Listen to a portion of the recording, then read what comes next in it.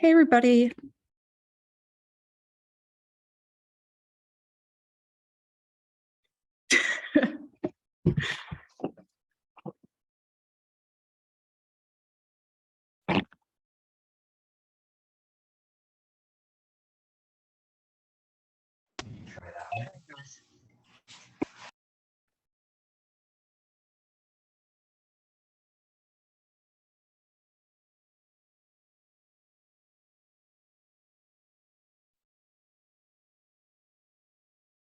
All right, I'm going to just wait until about like 6:35 to get started. So that way, everybody can sort of make their way here.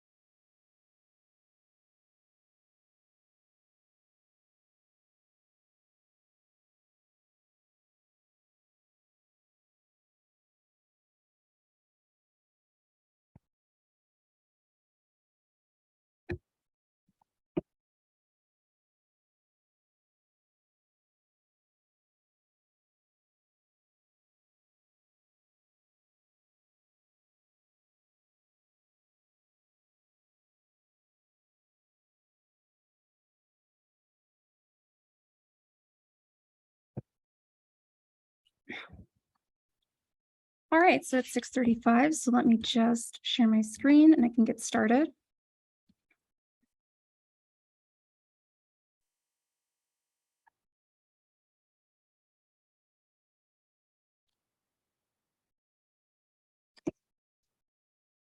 All right, so for those of you who don't know, my name is Maddie Borth, and I'm a librarian here at North Riverside. And if you signed up for this event, you probably know that this is about the history of the American Slumber Party. So I want to talk for a second about how I got here, because this is not research I did just for this presentation. It's research I did just because. So what led me here was that I had a question. I just wanted to know when slumber parties became a tradition in America. And I really expected to just type this into Google and just have an answer, find some sort of Vice article that just explained it all. And I really found that that didn't exist. So I kept going and kept looking. And one of the things I tended to do in my free time, especially then, was to look at old newspapers online. And so that's where I went. And I wanted to see where the earliest mention I could find of slumber parties would be. And so I was really surprised when I went on to these different newspaper databases and discovered that there were just a ton of articles about slumber parties. And that really got me hooked because the stories themselves were actually really full of detail and surprisingly interesting. They were all things like this, which is from Mexico, Missouri in 1905. Everyone knows what a bunking party is, for in the stilly hours of the morn, the death-like silence and inky blackness of the hour before dawn have been torn asunder by the screeches of a lot of girls staying all night with a friend. Friday evening, the writer noticed a party of young girls wending their way southward, all carrying lunches and giggling mysteriously. We wondered what was going to take place. About midnight, we were enlightened upon our downy couch. Excuse me. Sorry. About midnight, we were enlightened upon our downy couch, the dream clouds wafting our thoughts hither and thither in the land of Nod. A series of startling screams from within the night around us and impressed the fact upon us that some fair Agnes was being killed by a cruel bad robber. Springing from the bed and grabbing our trusty six-shooter, we started out the front door and up the street, clad in only an excited expression and our abbreviated robe de nuit. It was little trouble to find the place where the screams were being manufactured, for it now seemed as if a whole boarding school had jarred loose. And so this really drew me into researching further because I really love just how delightfully old-timey it is. And for those of you who don't know, things like this would generally appear in the newspaper's local section, which had just announcements about everything, birthday parties, visitors to town, and basically any other social event that would be going on. And I just found that there were a lot of announcements of slumber parties included in those announcements. So to get back to my first question, when and where was the first slumber party? So I can't fully answer that with confidence because I was only able to find up to a certain point. And these are the first two examples that I've been able to find in my research. Just one second.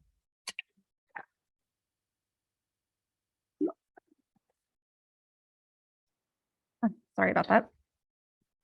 But first I should tell you that there are two different terms that come up when you're looking up slumber parties. And that's slumber party, which has become pretty ubiquitous, and bunking party, which was used throughout a lot of the southern United States, but particularly in Arkansas and Missouri. So the first article I found that referenced slumber parties was from the Purdue University yearbook in June 1889. And it just said, the bunking party given by Miss Lindley was a great success and the owls hooted late that night. This particular yearbook was set up so that every month had a list of all of the different activities that went on at school that month. And so this was the little blurb that was included about the slumber party for June 1889. And it can't actually be the earliest example of a slumber party just because it offers no explanation of what the party is. So it kind of implies that people would have known when they were reading it what it was and been somewhat familiar with the concept. And then on the right here, I have a photo, and it's the earliest photo I've found of a slumber party, and it's of Alta Dillon's slumber party on April 28th, 1898 in Prineville, Oregon. And you'll notice that all the little girls are wearing bonnets and white nightgowns, and this was not typical for girls of this age in 1898. And so it's actually pretty likely that they're dressed up specifically to look like babies. And that's because that was the trend of slumber parties early on, especially in the 1890s and the early 1900s. People would dress up as age groups that were younger than them. So high school girls and college girls would dress up as children. And in this instance, we have elementary school girls dressed up like babies. So you might notice in some of the photos throughout the presentation that girls are dressed up a little younger than they are. And in case you haven't guessed by this point, slumber parties were largely female dominated. I did find some male slumber parties, but as we moved further into the 20th century, men seemed to sort of reject the term, and it became so feminized that boy slumber parties just were incredibly rare. And even when I was growing up in the 90s, it was more common for boys to use the word sleepover because the idea of a slumber party was just too feminine. So why did people have slumber parties? And the answer to that is for most of the same reasons we do today. Birthdays, school events, scouting events, but they actually had some more interesting era-specific reasons. And one of those was circus morning, which was a really big deal in the 1890s and early 1900s. And it was the day that the circus came into town. People would pretty much gather at the nearest train station and watch the circus performers and animals unload. And so this required getting up very early in the morning, which made it an ideal slumber party activity because people could just stay up all night. Often the whole town would show up for this. It was a huge deal, especially in more rural areas. So I have a couple examples here. One is just simply from Crawfordsville, Indiana in 1893. That just says, Catherine Campbell entertained a number of her lady friends at a slumber party last night. The guests arose in time to see the circus come in. And then we have another one from the Mexico Weekly Ledger in Mexico, Missouri from August 16th, 1906. And it says, Mrs. Mary and Martha Deering gave a most pleasant 12 o'clock dinner party on Thursday for Mrs. Alicia and Viola Merriman of Chicago. The same four little ladies enjoyed the joys of a bunking party that night at the home of Mrs. Elong Deering. Contrary to the usual custom in such occasions, the forepart of the night was actually spent in sleep.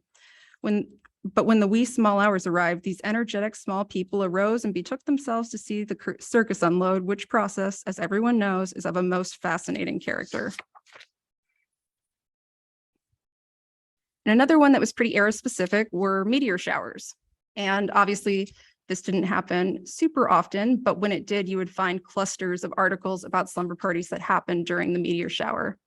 And so both of these are from November of 1899, when a meteor shower went over the Midwest. Specifically, it went over at least Kansas and Indiana. And so the first article is from Newton, Kansas. And it just says, Miss Dora Combs will give a slumber party this evening at her home. The primary intention of this gathering will be to watch for meteors.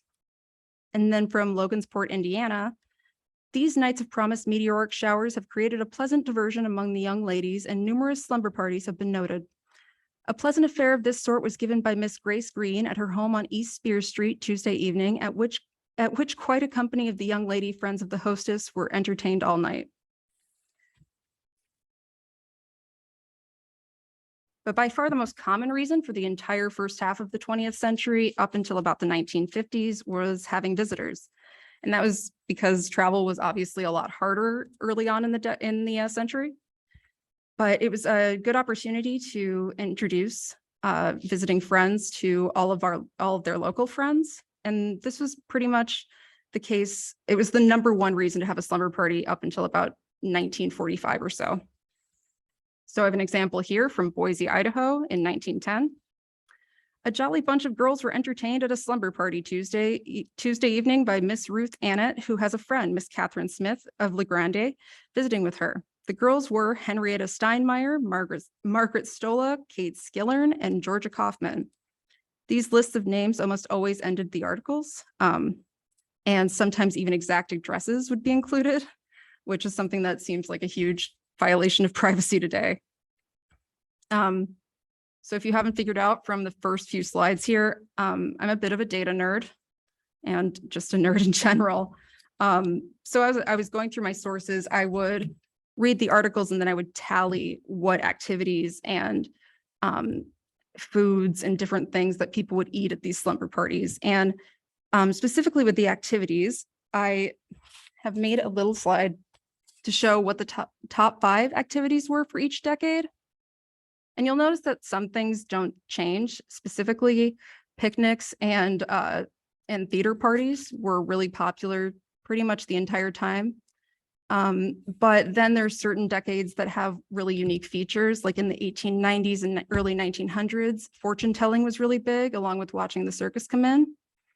In the 1910s, you start seeing automobile rides and more mentions of storytelling and performances. And in the 1920s, you start seeing more hiking and swimming and active activities like cooking meals together. And then in the 30s, you still have automobile rides just raining. And then you start seeing more mentions of telling ghost stories and playing bridge. And in the 40s, you start seeing some more of the more traditional activities going into the 1950s, like things like weenie roasts and going to dances and going to football games. So there was really quite a number of different reasons that people would have slumber parties, and these were kind of all, relevant to what they were doing specifically. Hold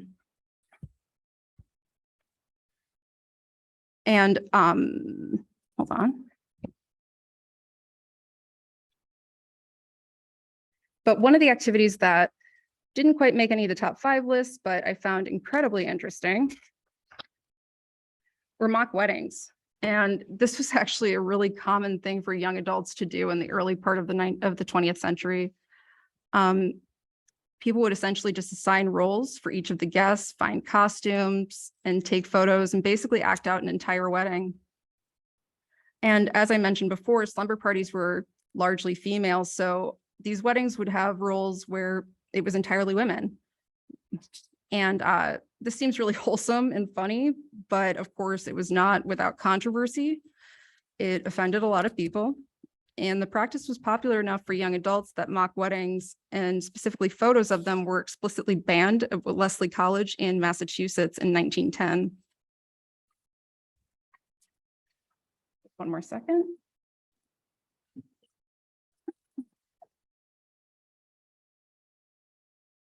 But the articles that mentioned the mock weddings actually went into surprising amounts of detail.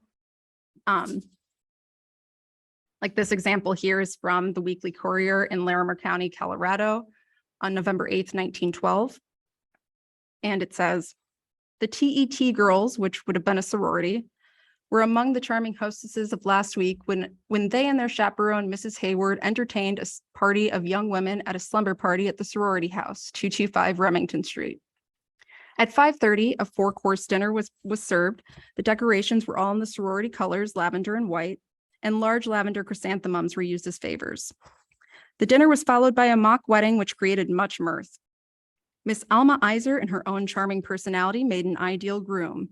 Miss Annabelle Anderson was the bride, Miss Catherine Bowder, bridesmaid, Miss Edith Grant, best man, Miss Maddie Richardson, ring bearer, and Miss Ruth Linebarger performed the ceremony. A merry time was spent in dancing, after which the jolly party toasted marshmallows and told stories grouped around the fireplace. And with that mention, storytelling was a huge part of slumber parties. And it wasn't even just storytelling. It was basically a lot of different types of performances that they would put on for each other. They would do skits, they would read poetry, they would recite Bible passages and Shakespeare, things that they had learned and memorized for school. And so this is an example from Conway, Arkansas on July 16th, 1914. The invitations read an all-night session interspersed with catnaps. No husbands allowed. The ladies assembled in the large veranda. Lights were turned on or off according to the nature of the entertainment. Sherbet and cakes were served by the watchful chaperones. Chewing gum was impartially distributed, and storytelling was in order. Personal reminiscences, best anecdotes, and last but not least, ghost stories that made the hair rise were indulged in while the lights burned blue and dim. Music and dancing completed the program until midnight. In the sleeping porches, the entertainment was renewed until the wee small hours. Poems were recited. Original poems by poets hitherto unknown to fame were heard for the first time. Weird noises and ghostly forms awakened the sleepers who dared to indulge in catnaps. And that ending brings us to one of the more important features of slumber parties throughout their entire history, which was pranks. And pranks pretty much appear from 1900 or the early 1900s when these announcements starts. through the 1990s when they stopped appearing in newspapers. And so here's an example from 1905, which is again from the Mexico Weekly Ledger, which Mexico, Missouri, for some reason, I don't know who worked at this newspaper, but they loved slumber party announcements and they loved including a lot of details. So some of my favorites are actually from that newspaper around this time for whatever reason.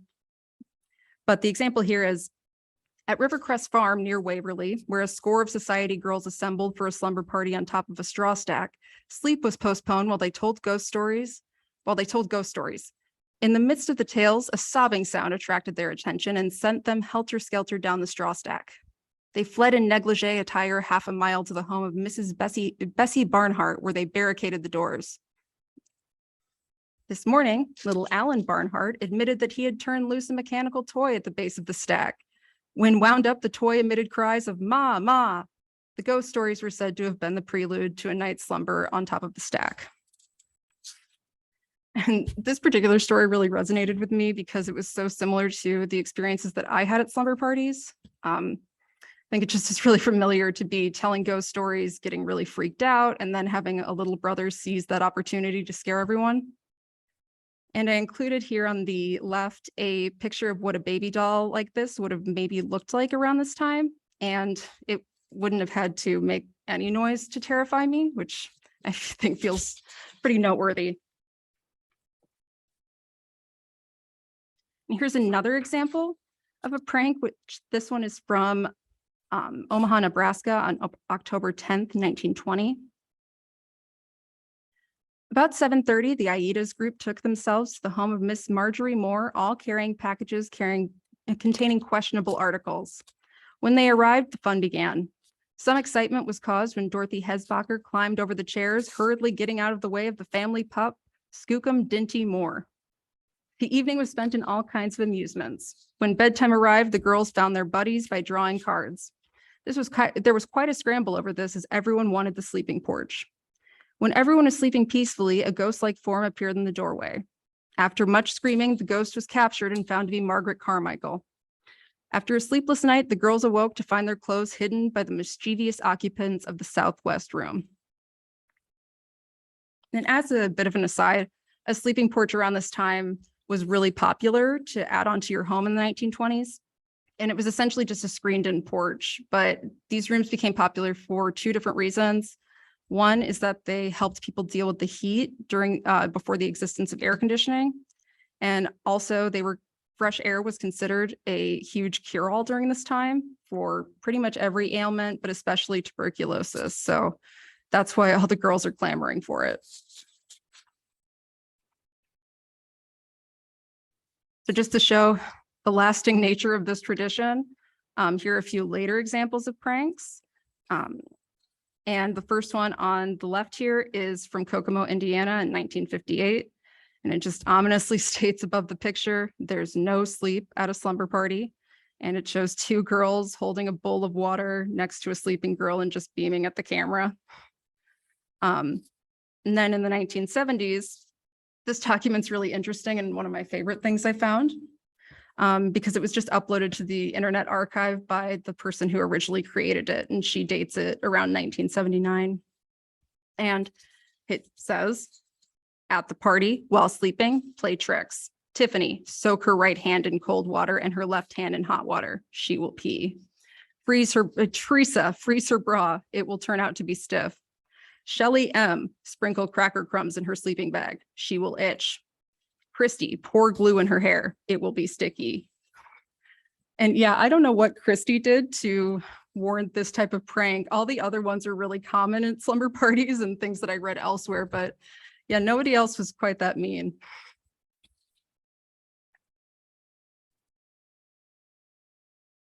So to talk a little bit about the demographics of slumber parties, one thing I learned in my research was that they actually happened among more ethnic groups in America than I expected.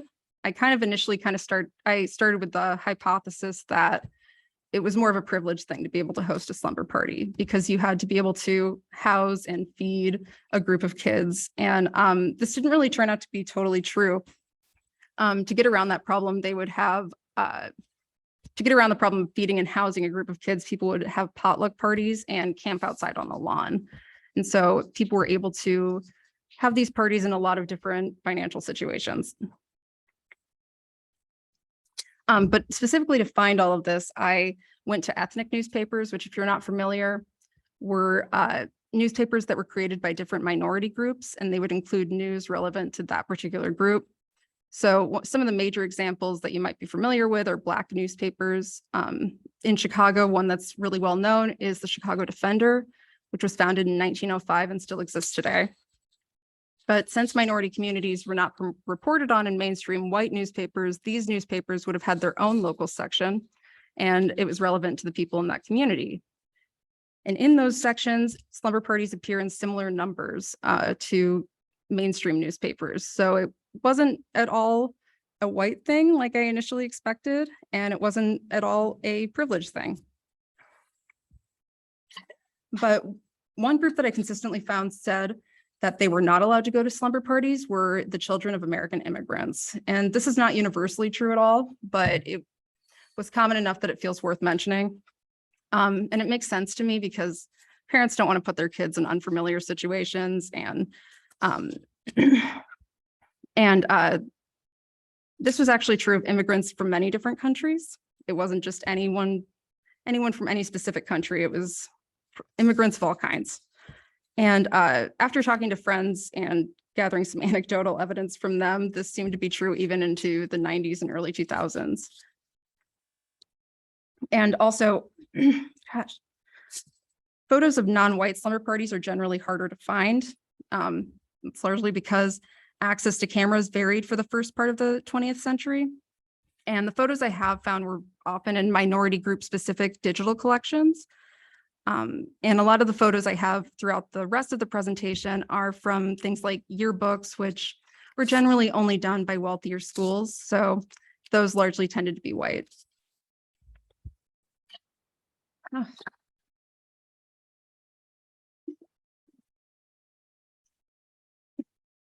Sorry about that. But the demographic that really intrigued me that I did not expect to find was that slumber parties happened in Japanese American internment camps. This photo was dated, it's dated on the front and says on the back, Manzanar Roughnecks after a slumber party, and they were at the Manzanar War Relocation Center in California. And oh my goodness, just having all kinds of problems with my voice. I'm so sorry. But basically, those in the camps would do everything they could to give their children a sense of community and normalcy. And so you would find teens participating in pretty much every club and organization that you would find in any other American high school. And it makes sense that this would be a popular activity because they didn't have to leave the camp. And so it was a way to be a normal teenager without really having to deal with the darkness that they were living in. And so I have a couple examples here. And one is from the Heart Mountain Sentinel, which was in Heart Mountain, Wyoming. And this is from January 23rd, 1943. A slumber party was held at the home of Grace Sakamoto, honoring Aiko Kawakami and Sally Nishiyama. 10 guests enjoyed the all-night affair. Miss Kawakami will join her fiance, Private First Class Sal Gio, at Camp Savage. Miss Nishiyama is expected to leave for a university in Chicago. And then there's another one here from the Rower Outpost, which was in Arkansas. And this was from July 17th, 1943. A slumber party in the TW room is on the Gremlins date pad for tonight. The program will include Songfest, informal discussions, and refreshments. This is one of the areas of my research that I really was intrigued to. No problem.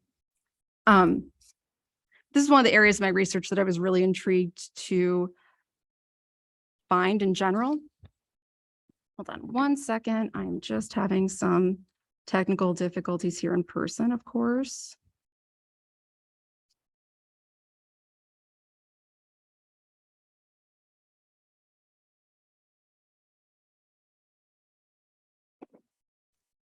Sorry, this is our first time trying a hybrid event, so I'm definitely learning how to do two things at once. But yeah, this was one of the pieces of information that I really identified with and found really intriguing, because it really just warms my heart that people were able to find normalcy in a really dark situation, and that it's something that kind of was able to unite people who lived through this era. It was something that they didn't miss out on, despite being in an internment camp. But that leads us into the second half of the century. This video is the only video I found in all of my research, and it was digitized by the University of Utah. I find it really charming because all of the kids, the body language is just it's just very much like a kid from any era. And it's just really fun to be able to see them in motion and see their 1970s pajamas. And just as an aside, if you have home videos, you should really digitize them, because it's really important both for yourself and just for history in general to be able to have moving photos of things like this, because it's something that really gets lost to history in general.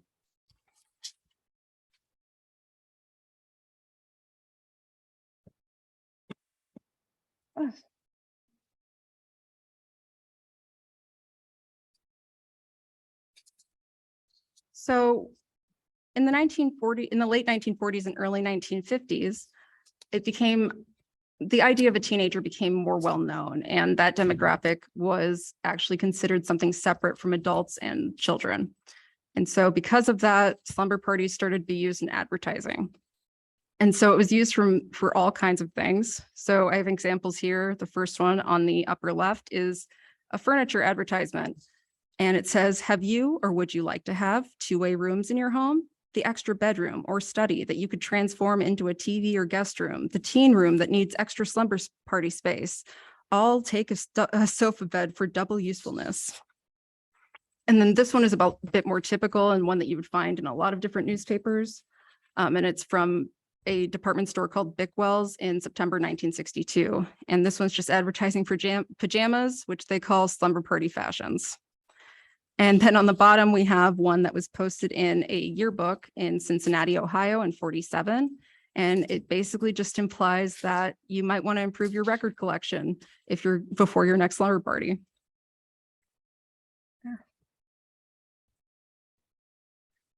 One of the things that started to appear more in the late 40s and early 50s were teen-led columns.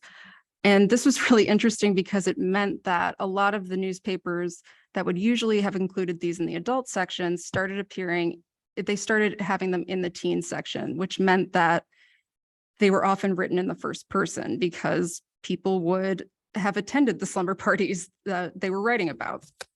So that really shifted the way a lot of the ads sounded.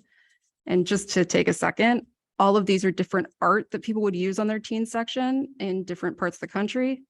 As you can see, they weren't super original with the names. Teen Talk was really common. And then we have the Younger Set, which is one of the more unique names, and then just Teenage Chat.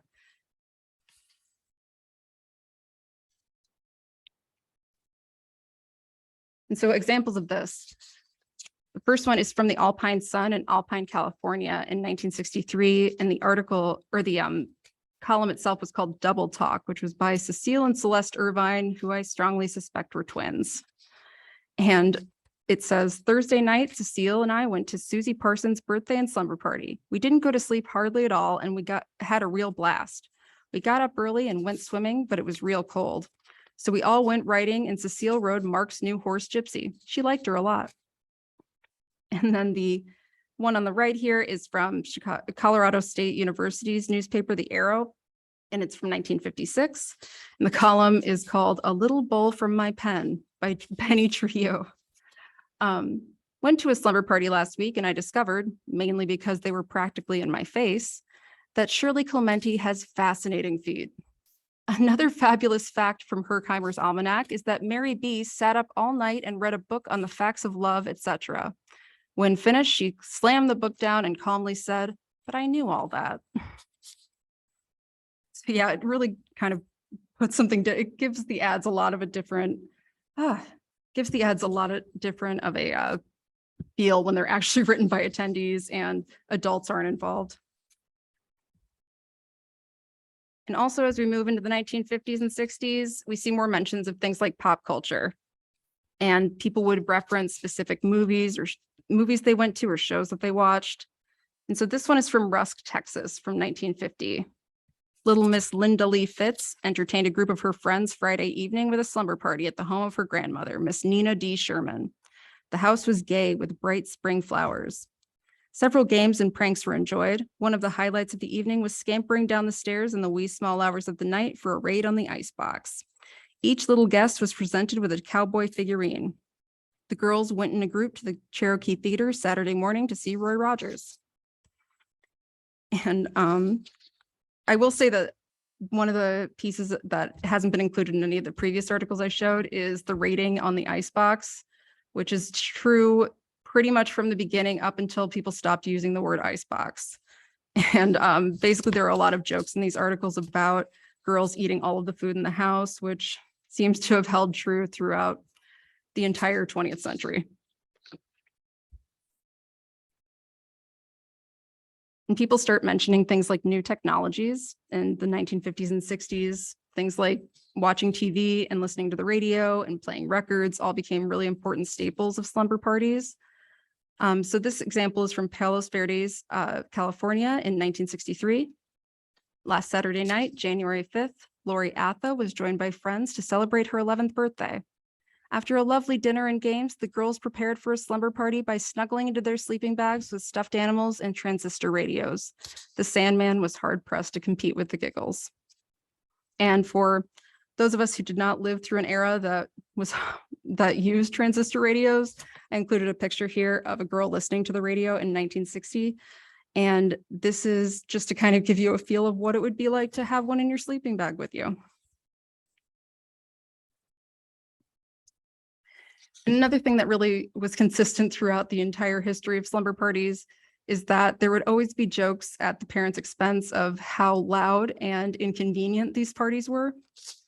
And I really wish that I had had time to actually compile a collection of all of these different examples from different newspapers, because you can really find them from the beginning in the 1890s through the 1990s.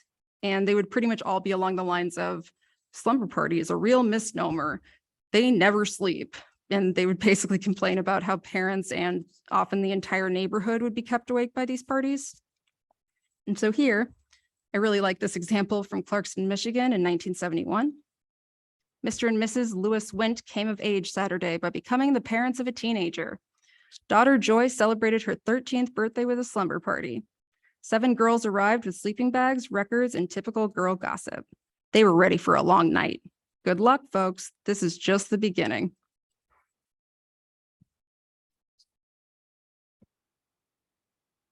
And going along the line of the new technologies that started appearing in the 80s, we see the existence of video games start to get mentioned a lot more. And so this is actually the first mention of a video game that I've found.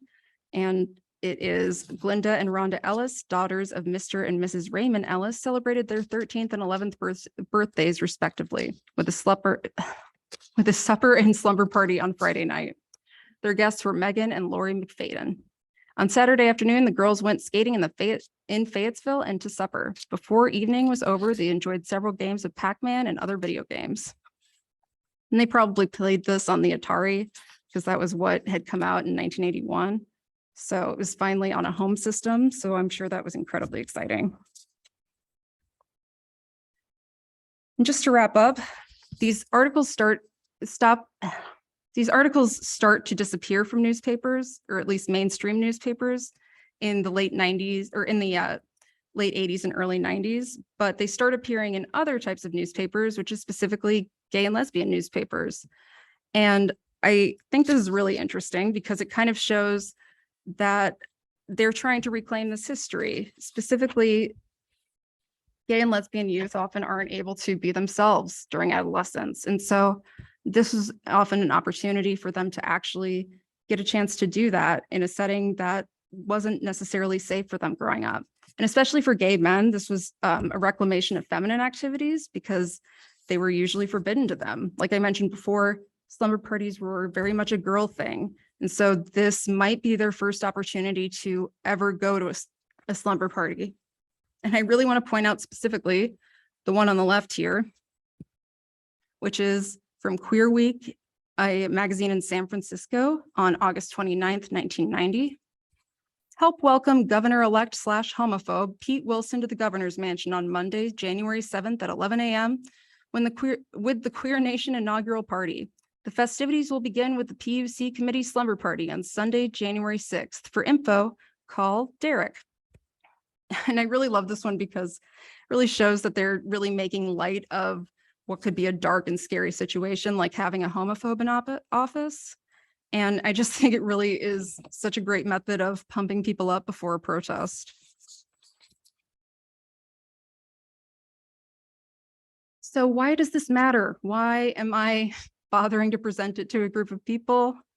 Well, I think there's a lot of different reasons. I find it very interesting, first of all, but I also think it's very easy to dismiss upcoming generations as completely different from our own. And I think it's important to recognize the silliness and weirdness that's part of growing up and to appreciate just how it takes new forms for every generation and never really changes. So for more than 110 years, slumber party people have been finding themselves at slumber parties, making memories, finding their voice, and figuring out just who they are without their parents around, for better or worse. And I think it's really important that we find these similarities between when we interact with people from different age groups, because there's a lot more commonalities than the superficial differences might lead you to believe. And that's the biggest thing I'd like you to take away from this, is that kids are kids, whether it's 1902, 1962, or 2022. But I am a librarian, and I would not be a good one if I didn't leave you with the tools to start your own weird research project. And so all of these sources are currently free and available and should stay that way for the foreseeable future. There's Google Newspapers, which has a huge collection of historical newspapers as well as more modern ones. And then there is, if you want Illinois specific newspapers, there is the Illinois Digital Newspaper Collection, which is run by the University of Illinois. And this collection is really good because it's really easy to navigate and filter your results and things like that.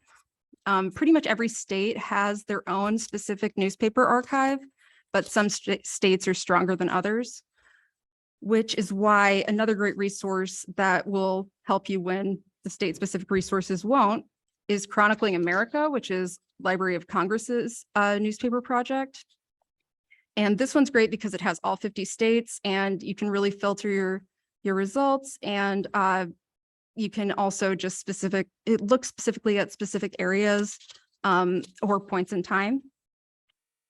And then a huge one is archive.org, which is more commonly known as the Internet Archive. And this has a little bit of everything. But what I found most useful for this were the newspaper collections and yearbook collections that were added by universities and libraries. And the one that is probably the best place to start if you're just starting any type of research that you want to use newspapers for is elefind.com, which is an aggregate search. So you're able to search several different archives at once, and that includes Google, Chronicling America, different state-specific newspaper archives, and also university repositories. And so it ends up being so useful, and it's really a good place to get started because you can get a good sense of where you're going to find the best information. But going along with this, it's really important to know how to search Google like a pro, because any one of these sources specifically isn't going to totally get you through everything you need to find as much stuff as I did. So there's a couple simple tips that will really get you really far. And that's one is using quotations, which all of the things I have in black here are actual searches that I ended up doing quite a lot. But the first one is putting things in quotations will make Google search just that word or phrase. So I would often search slumber party in quotes. And then, like I said before, there were a couple different terms for these types of parties. So a good way to search two different search terms at once is to use or in between two different search terms. And that'll bring up results that include both. And then there's one, this is a bit morbid, but One that I did a lot was Slumber Party minus Massacre, because that will exclude words from your search. And that was important because there is a 1980s horror movie called Slumber Party Massacre, and it really complicated my search results. And then another one I used a lot was file type search, which was a way that I was able to find PDFs from a lot of different sources, which is usually the format that they would put newspapers into when they were uploaded online. And then one that I think is really key and good to know for pretty much doing anything, especially when a site does not have a good search box of its own, is to use site : the site you want to search, and then your search term. And that will allow you to just search a specific website. And that was really helpful specifically for archive.org, which has a huge amount of sources, but is not very user-friendly to search and often can be overwhelming when you get all the results. Oh, and of course, if you're ever having trouble finding something, you can always come to me at the library and ask. And the harder it is to find, the more determined I'll end up being to find it. And just to finish us off, you can check out every source that I have here and all of the photos at what I'm starting, which is the Slumber Party Digital Archive. And this is very much a work in progress, but everything that's in this presentation is up on that website. And you can either go to historyofslumberparties.omeka.net, or you can scan the QR code on the right. So thank you so much for coming. This is the first time I've been able to share all of this research with anybody, so I really appreciate you guys coming. So I'm gonna just stop sharing my screen and open the floor to questions if anybody has any.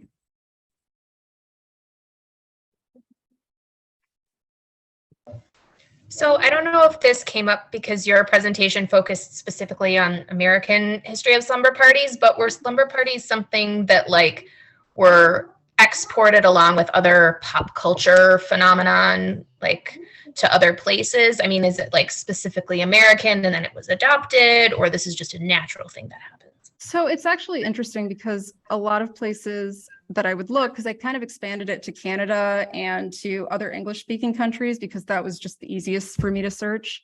And I really found that it didn't start appearing in other places until the 50s, when it kind of became like a part of Americana and really would appear in a lot of different magazines. Like there's a lot of different articles from like 17 and different teen magazines that would really romanticize slumber parties. So it did definitely get exported.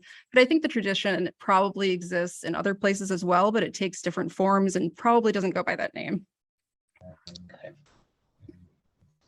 And thank you for the site-specific search term. I had never heard of that, and that will be very helpful. Oh, awesome. I'm really glad. 'Cause, yeah, I really learned a lot in just researching all of this. And like I said, it really wasn't for any specific presentation or any specific project. It just sort of was a rabbit hole I went down and couldn't stop going down. Thank you.